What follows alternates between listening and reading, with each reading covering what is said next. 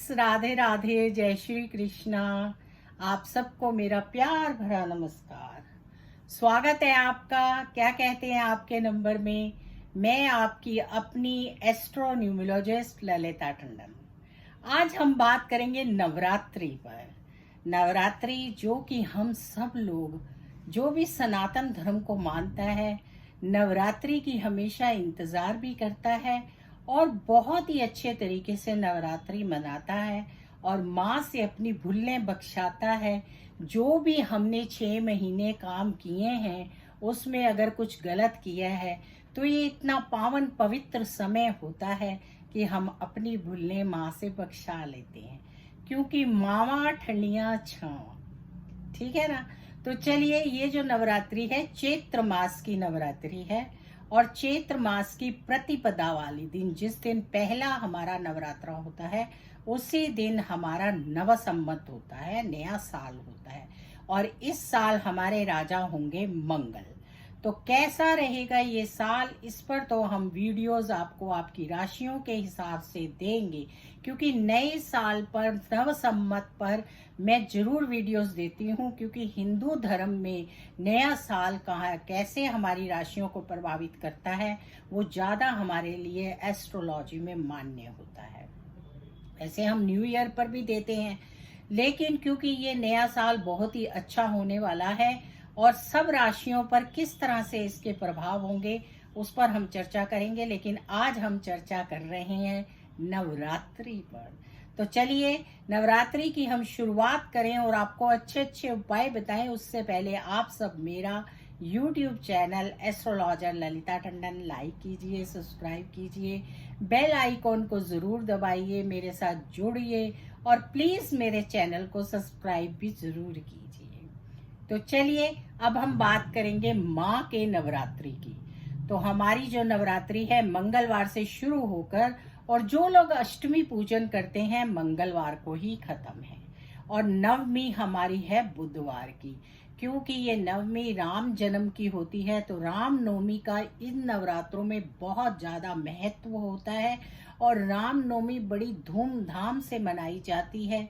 नवरात्रि में जितनी आप अच्छी श्रद्धा से, भक्ति से माँ की पूजा आराधना करते हैं, उससे आपको बहुत ज़्यादा लाभ मिलते हैं। और सबसे ज़्यादा होता है कि शक्ति मिलती है, आपको पावर्स मिलती हैं। अब यहाँ पर जो लोग नवरात्रि व्रत करते हैं वो तो इस पावन समय में पाठ पूजा व्रत सब करते ही हैं, लेकिन जो कुछ बच्चे हैं या वृद्ध हैं या किसी कार्यवश, या जो विद्यार्थी हैं या घर से बाहर हैं, वो लोग अगर ये व्रत नहीं कर पाते हैं तो उन्हें क्या क्या खास करना चाहिए कि जिससे उन्हें भी माँ का बहुत ज़्यादा आशीर्वाद मिले और वो भी माँ के हर उस चीज़ को प्राप्त कर पाएं जो माँ नवरात्रि में व्रत करने पर देती हैं। तो उसके लिए सबको चाहिए, जो भी सब लोग हैं, सबको नवरात्रि में खास तौर पर, अगर आप घर से बाहर भी हैं तो माँ का दुर्गा कवच जरूर पढ़ना चाहिए। आप जब दुर्गा कवच पढ़ेंगे तो खुद ही जान जाएंगे कैसे हमारे पैर के नखून से लेकर मस्तक तक माँ हमारी रक्षा करती है और हम पर अपनी कृपा करती है। इसी तरह से जो बच्चे बाहर हैं वो ऐसी चीजें ना खाएं जो नहीं खानी चाहिए। कोशिश करें कि सात्विक भोजन खाएं और सात्विक रहें। ये चीजें बहुत काम आती हैं। व्रत ना भी करें और इन नियमों का पालन करें तो ये बहुत शुभ होता है। मैं इस नवरात्रि में, जो नवरात्रि नहीं रखते, जो रखते हैं वो तो पालन करते हैं, जो नहीं रखते उनको भी ये एडवाइस करती हूँ कि आप माँ की नवरात्रि में 9 दिन संभोग से भी दूर रहें। खुली भाषा में बोलना पड़ रहा है, क्योंकि वैसे तो हम बोल देते हैं कि ब्रह्मचार्य का पालन करें, लेकिन आजकल के बच्चे, में एस्ट्रोलॉजर हूँ, ब्रह्मचार्य को समझ ही नहीं पाते हैं कि हम ब्रह्मचार्य किस लिए कह रहे हैं। ब्रह्मचार्य का हमारा इससे ये तात्पर्य थोड़ी होता है कि आप जोगी बन जाओ, योगी बन जाओ। ऐसा नहीं होता। ब्रह्मचार्य का मतलब होता है कि आप उन दिनों पति पत्नी भी एक दूसरे के साथ सहवास ना करें और दूर रहें। तो ये बहुत शुभ होता है, क्योंकि हनुमान जी और माता जो हैं हमारी, वो उनको हम कंज कवारे कहते हैं। तो ऐसे में उनके पास जाने से पहले और उनके पास अगर हम पूरी श्रद्धा भक्ति से नवरात्रि रखते हैं तो नहीं रखते हैं, दोनों चीज़ें हैं, लेकिन नियमों का पालन करते हैं तो हमें बहुत लाभ मिलता है। अब अगली बात है हमारी करने वाली, हमें सात्विक भोजन करना है, किसी की निंदा चुगली नहीं करनी है और जितना हो सके उतना शुद्ध रहना है और शुद्ध ही आहार करना है। ये सब चीज़ें हमारे बहुत काम आती हैं और हमें बहुत लाभ देती हैं। हमारे अंदर एक शक्ति होती है जो बाहर निकलती है। जब मैं पहले नवरात्रि करती थी, मैं तो बचपन से करती हूँ, पर जब हम करते थे यंग में तो लोग बोल देते थे कि क्या किया है आज फेस पर, क्योंकि माँ का ऐसा नूर चढ़ता था। और पहली नवरात्रि वाले दिन आप लोगों को माँ का कलावा जरूर बांधना चाहिए और ये 9 दिन उस कलावे को बांधे रखना चाहिए। इस कलावा को बांधने से आपको बहुत लाभ होता है क्योंकि माँ रक्षा करती है। अब इसमें रक्षा कैसे होती है, अगर आप बाहर कहीं गए हैं, क्योंकि ज्यादातर आजकल सब लोग जो हैं जॉब करते हैं, तो माँ का कलावा बंधा हुआ होगा हाथ में, तो माँ आपको एकदम से प्रोटेक्ट करेगी और जैसे ही आप हाथ आगे करेंगे तो आप किसी भी ऐसी चीज को नहीं खाएंगे या नहीं छुएंगे जो आपको नहीं करना है। तो इन चीजों का खास ध्यान रखिए।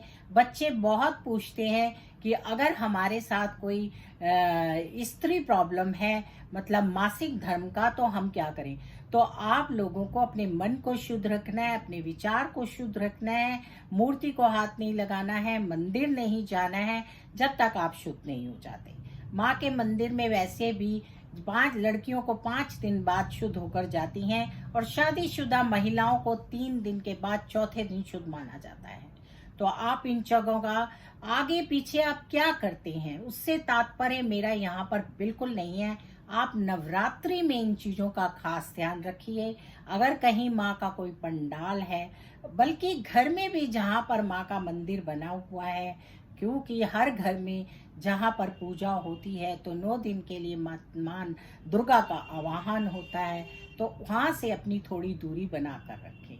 और जो लोग व्रत रखते हैं उन्हें चाहिए कि घर में, अगर आपके घर में ऐसी कोई दुविधा है तो आप अपना भोजन खुद बनाएं और खुद खाएं, क्योंकि कई बार आपके घर में नौकर चाकर लगे होते हैं और महिला नौकर चाकर आपको बता रही हैं, नहीं बता रही, आपको नहीं पता चलता। तो इस बात का आप ध्यान रखिए, क्योंकि यही वो चीजें होती हैं जिनसे फिर हमें पूरे फल प्राप्त नहीं होते। तो माँ की नवरात्रि में आप पूरा पाठ दुर्गा स्तुति का करें तो बहुत ही अच्छा है, लेकिन दुर्गा कवच का पाठ और हनुमान चालीसा का पाठ जरूर कीजिए। अब हमारी बात आती है कि हम 9वें दिन, एक दिन किसी भी दिन जाके किसी पीठ मंदिर में माँ को श्रृंगार चढ़ाइए और कन्याओं को कुछ देकर आइए। इसी तरह से अब जो अष्टमी पूजते हैं, अष्टमी वाले दिन माँ की पूजा कीजिए, अर्चना कीजिए। और फिर जो नवमी पूजते हैं, नवमी वाले दिन माँ की अर्चना कीजिए, पूजा कीजिए। क्योंकि इस बार नवमी पर राम महोत्सव है, तो नवमी बहुत धूमधाम से मनाई जाती है और नवमी तक हर चीज का ध्यान रखना बहुत जरूरी है। दान पुण्य सब कुछ कीजिए। अब तो रामलला भी आ गए हैं अयोध्या में, और ये पहली रामनवमी होगी जो अयोध्या में रामलला टेंट में नहीं अपने घर में होंगे। तो इस रामनवमी पर आप लोग भी बहुत अच्छी तरह से रामनवमी मनाइए। और भगवान राम का जो लोग पढ़ते हैं उनको तो पता ही है, जो नहीं पढ़ते वो भी या तो नवरात्रि में सुंदरकांड का पाठ कीजिए नवमी तक, या हनुमान चालीसा का पाठ कीजिए और राम नाम की माला कीजिए, या रोजाना आप रामायण रख लीजिए, रामायण का एक पेज पढ़ लीजिए, एक अध्याय पढ़ लीजिए। इस तरह से राम से रिलेटेड ये सारे नवरात्रि में आप राम नाम का नाम भी जरूर लीजिए। इससे आपको बहुत लाभ होगा और आपको बहुत पुण्य प्राप्त होंगे। यहाँ आपको कोई और उपाय करने की जरूरत नहीं है, माँ आपसे बहुत प्रसन्न होगी। अब हम बात करते हैं, मंगलवार को नवरात्रि शुरू हो रही है, तो माँ को लाल वस्त्र पहनाइए, माँ को लाल चूड़ा पहनाइए, माँ को अनार का, सेब का, आम का, स्पेशली ऋतु फल जरूर होना चाहिए, आम का भोग लगाइए। और जितनी श्रद्धा और भक्ति से आप करेंगे उतना अच्छा है। उसमें भी जरूरी नहीं है, अगर आप एक ही छोटा सा आम ला सकते हैं तो वो भी बहुत है। हाथ में कलावा बांधिए और जितना हो सके उतना कन्याओं को जरूर कुछ ना कुछ दीजिए। खास तौर पर जो रोज दुर्गा स्तुति का पाठ करते हैं उन्हें एक कन्या को रोज कुछ देना चाहिए। जब भी आप माँ की भक्ति करें, माँ के आगे जल रखिए और उस जल को पीजिए। देखिए आपके अंदर कितनी शक्ति आ जाएगी पूरे नियम निभाने की।